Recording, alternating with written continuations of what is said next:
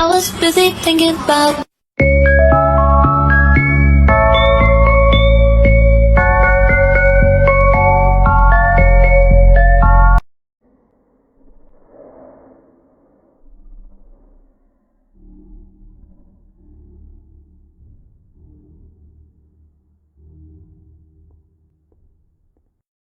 This true crime case is insane. Have you heard about the kidnapping of Natasha Kampusch?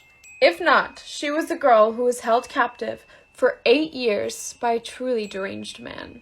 This story begins in the morning of March 2nd, 1998. 10-year-old Natasha left home that day to go to school.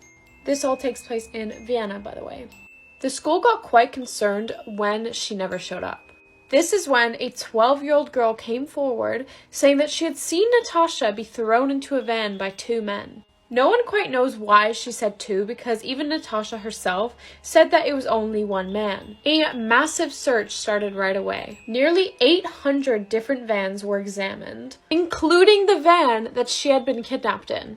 The man who kidnapped Natasha was called Wolfgang. And this guy built a super elaborate prison for her. It was nearly impossible to access if you didn't know how to get in.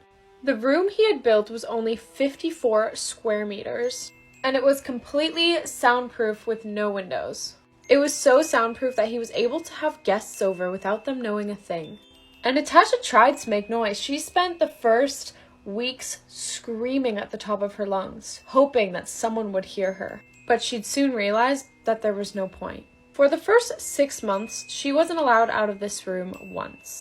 But after these 6 months, he slowly started bringing her upstairs more. He would make her cook and clean and do a bunch of housework, but apparently he just beat her so badly sometimes that it made it hard for her to even walk. He also would starve her, so she was too weak to even attempt to escape. Unfortunately, he'd also regularly assault her. I don't like this man. The way he kept her from escaping was by saying that all the windows were booby-trapped with explosives, and he threatened her, telling her that he always had a gun on him and that he wasn't afraid to use it. This case got a lot of hate in the media. She got a lot of hate in the media when she got out, which is so messed up, but it was because she had so many opportunities to escape and she didn't. But I feel like no one can judge because they weren't in her situation. She was probably terrified. It was said that the longer she was there, the more lenient he got with her. A few years into her captivity, when he felt like he had more control over her, he started letting her go outside. And when she turned 18, he actually would take her out of the house, like in public. But he'd threatened her that if she made any noise or said anything, that he would kill her on the spot. On one of these outings, she did try to escape. She actually tried jumping out of a car window. But this attempt failed and she was horrifically punished. If you want to hear more about her life and how she escaped, stick around for part 2. I'll see you there.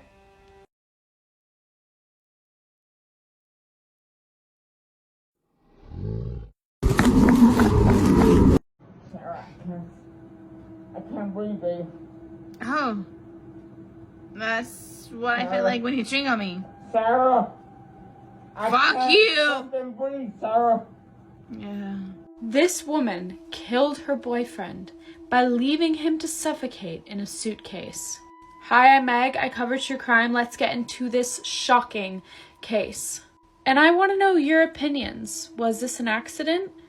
This all begins on the 23rd of February, 2020. Jose and Sarah were celebrating spending 3.5 years together. To celebrate, Jose brought home some wine. And according to Sarah, this was a really good day, which they didn't have many of. It was a very toxic relationship. I'll get more into that later. That night, they apparently made a puzzle together. They were painting. And unlike their regular violent nights, they didn't fight, apparently. They then decided to play hide and seek, and it was Jose's turn to hide. According to Sarah, they thought it would be funny to put him in a suitcase. This already doesn't make sense to me because surely he wouldn't tell her where he wanted to hide if they were playing hide and seek. Sarah then apparently put him in the suitcase, zipped it up, and left a small gap for him to be able to breathe and get out when he wanted. And after this, she apparently just went upstairs and went to bed. 11 hours later, she wakes up and Jose isn't in bed with her. That's when Sarah headed downstairs only to realize that the suitcase hadn't moved since she last saw it, and that she had accidentally left him in there. She then called her ex-husband before she actually called the police. She then opened the suitcase to find Jose's lifeless body inside. He was purple from suffocation. Now, that is Sarah's story. And then the video that you saw at the beginning surfaced. If you watch the video, it's clear that Jose is not laughing. He's not enjoying himself. It isn't a joke. You can find the whole video online, but she is laughing at him, accusing him of cheating, as he begs her to let him out because he can't breathe. It seems more like she's punishing him than anything. Off the bat, her 911 call really raised suspicion. She calmly explains the situation, and the dispatcher tries to get her to do CPR, and she's basically like, oh, there's no point, I tried, but there's no point. She was basically saying, like, he's purple, I've already tried that, and they're like, well, keep trying. And I'm not going to say how she should have reacted, but in most of these cases, if it is a partner who is dead on the floor, surely you would keep trying to resuscitate them until the police got there, in case there's any hope that they could survive. Police were suspicious because her emotions in general did not match the emotions of a person whose partner has just died in a horrible way. There's videos of the police questioning her on the scene, and off the bat she's extremely defensive, and the only person she's worried about is herself. She expresses that she's concerned about what Jose's family is going to think, if they're going to think that she's done it and that they'll come for her, etc., etc. Police also questioned other residents in the apartment who claimed to have heard a really loud crash that sounded like something going down the stairs. In Jose's autopsy, it was said that he had a lot of bruising, like a black eye and some cuts, and people think that this could have been from her throwing this suitcase down the stairs, but this is not confirmed. His official cause of death was positional asphyxia. Sorry if I said that wrong. This basically means that the position he was in stopped his lungs from expanding properly, therefore he couldn't breathe, and then he ran out of air in the suitcase and died. The coroner determined that it was a homicide, without a doubt. They questioned Sarah on the 25th of February 2020, just 2 days after the incident. Sarah was extremely defensive during this entire interviewing process. Honestly, it's kind of excruciating to watch. Before we get fully into the interview, I want to talk a bit about their background, because their relationship was far from perfect. Jose had a lot of run-ins with the law. Both Jose and Sarah were both parents, but from both different marriages. The two started seeing each other in 2016. I just lost a bunch of footage, but let's keep going. This relationship was extremely toxic. It was filled with jealousy and violence, and it just kept getting worse and worse. People around them knew that this was going to end badly. Police were called multiple times on them. Each time, Jose and Sarah would blame each other for domestic abuse, but neither of them ever wanted to press charges. And every time that Jose was arrested for it, Sarah would bail him out the moment that she could. Sarah's ex-husband also came forward saying that she was abusive to him during their marriage. But this is all information they have gathered from other people. The only one who really knows what their relationship was like is Sarah. Back to the interrogation with Sarah.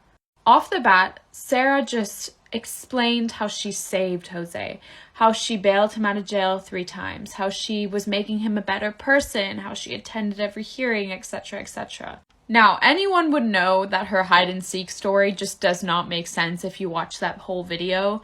He clearly is not having a good time. During this interview process, Sarah would quickly switch from crying to completely normal and unfazed. Now, police eventually opened up a computer and showed her the footage that she filmed on her phone. She claimed that she wasn't drunk that night, but that she couldn't remember filming the video, but that she wasn't drunk, but she couldn't remember. She was very much going back and forth. The moment they show her that video, it's clear that she's kind of internally freaking out. I'm sorry, but did she not realize that they were going to find that video on her phone? I don't know. She seemed shocked that they had the video. It's really strange because she goes back and forth. At some point, she's blaming the alcohol. and saying like, I'm never going to drink again. But then the next she's saying she wasn't drunk. So it's very confusing to watch and a bit frustrating. At this point, investigators are trying to explain how it looks from their perspective. You know, you're angry in the video, you're laughing at him in the video. It seems like you're punishing him. That's when she went and accused the police of feeding her this information so that she makes the false confession, basically saying that they're trying to put words in her mouth. To sum it up, she was not taking accountability for anything. Nothing in this situation was her fault. She very much stuck to the story that it was a harmless game that went wrong.